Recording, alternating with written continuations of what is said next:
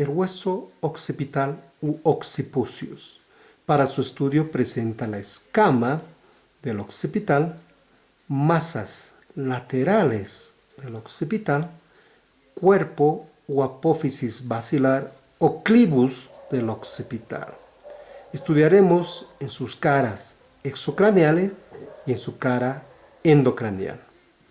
En la cara exocraneal de la escama del occipital observamos a una cresta denominada la cresta occipital externa, que va a ir a terminar a nivel de un tubérculo, que es el tubérculo occipital externo.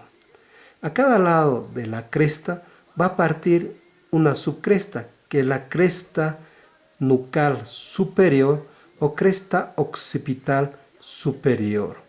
Inferior a ella, a la cresta occipital inferior o cresta nucal inferior. Algunos autores mencionan que por encima de la cresta nucal superior vamos a encontrar a las crestas supremas para la inserción del músculo occipital lateralmente. Cara endocraneal de la escama. En la cara endocraneal de la escama vamos a encontrar a una cresta, que es la cresta occipital interna. En esta cresta inferiormente vamos a encontrarnos con una fosita denominada la fosa vermiana, donde se va a apoyar el vérmix del cerebelo o gusano cerebeloso.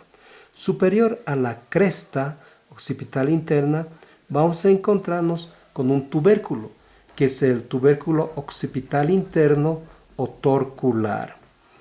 A su vez, superior a ella va a continuar con el canal o surco del seno longitudinal superior. Lateral a ella, los surcos o canales del seno lateral o seno transverso. Estas estructuras mencionadas a la cara endocraneal, que es cóncava, lo va a dividir en 4 fosas. 2 fosas superiores cerebrales y 2 fosas inferiores cerebelosas. La escama del occipital presenta un borde circunferencial levemente en forma zómbica, que en su tercio superior se va a articular, en sus 2 tercios superiores se articula el borde posterior del hueso parietal para formar la sutura lamboidea, y en el tercio inferior para articularse con el borde circunferencial de la porción mastoidea del hueso temporal. Masas laterales, también denominadas porciones condilares del occipital. Estas presentan una forma cuadrilátera. A su vez, presentará una cara exocraneal y una cara endocraneal. A nivel de la cara exocraneal evidenciamos un apófisis denominado el cóndilo del occipital. Mencionan que este cóndilo es convexo y liso y va a tener la forma levemente de una chancla o chancleta. Por delante de este cóndilo existirá una fosita, que es la fosita condilia anterior, que va a formar a un conducto, que es el conducto condilio anterior. Por dicho conducto va a atravesar el nervio hipogloso o hipogloso mayor, 12º par craneal. Posterior al cóndilo encontraremos otra fosita, que es la fosita condilia posterior. A nivel de la fosita condilia posterior encontraremos a un conducto, que este es inconstante, donde va a atravesar una vena emisaria. Su borde interno de las masas del occipital va a formar parte del agujero magnum. Su borde anterior de la escama, su borde posterior de la porción basilar forman el agujero magnum o agujero occipital. Antero-posteriormente mide aproximadamente 35 milímetros y transversalmente va a medir 30 milímetros. Por dicho agujero va a atravesar la arteria vertebral, el nervio espinal y el bulbo zaquídeo. borde lateral de la masa. En el borde lateral de la masa vamos a encontrarnos con dos apófisis. La apófisis yugular externa y la apófisis yugular interna. También denominada la apófisis yugular interna, espina yugular.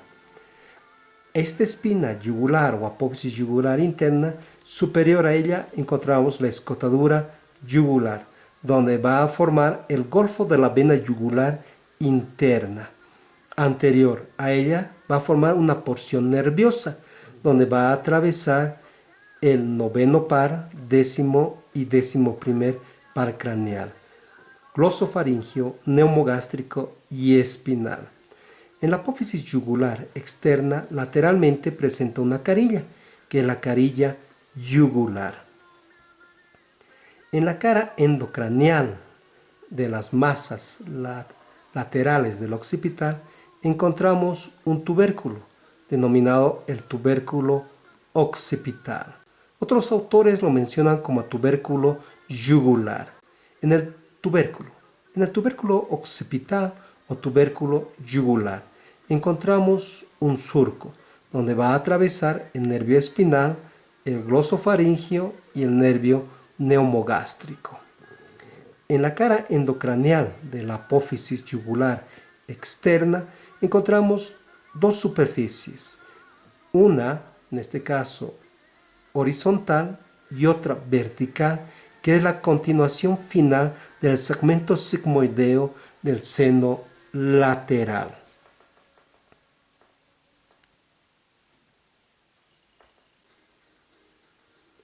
Cuerpo del occipital. Apófisis basilar, clivus del occipital. Para su estudio también presenta la forma cuadrilátera, una cara exocraneal, donde podemos evidenciar a un tubérculo, que es el tubérculo faringio. Lateral a ella, una cresta, que es la cresta muscular.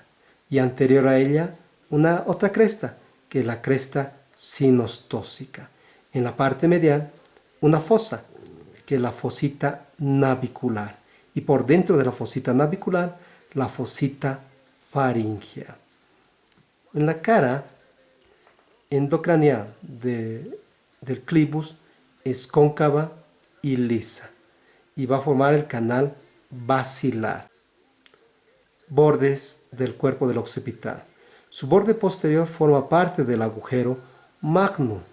Su borde anterior se va a articular con la cara posterior del cuerpo del esfenoides. En sus bordes laterales, vamos a presentar dos labios.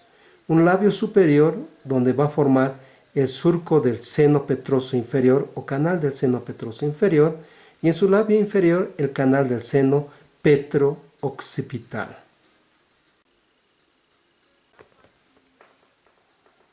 Inserciones musculares. Vamos a presentar la inserción del músculo occipital a nivel de la línea nucal suprema. Otros mencionan a nivel de la línea nucal superior. El músculo esternocleidomastoideo a nivel de la línea nucal superior. El músculo trapecio. El músculo complejo mayor. El músculo recto posterior menor, el músculo recto posterior mayor, el músculo oblicuo mayor. A nivel de la apófisis yugular externa, el músculo recto lateral.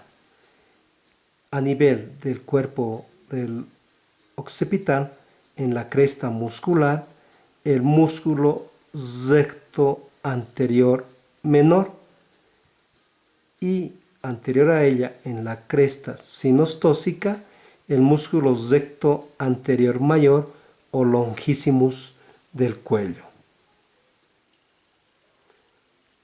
En la escama podemos encontrar osificaciones de los huesos wormianos falsos, denominados hueso epactal o hueso incaico. Puede existir variantes en el tamaño, formando parte media de la escama, hueso epactal. Cuando se dividen, en este caso, hueso interparieto occipital o interparieto occipital, huesos accesorios u hormianos falsos.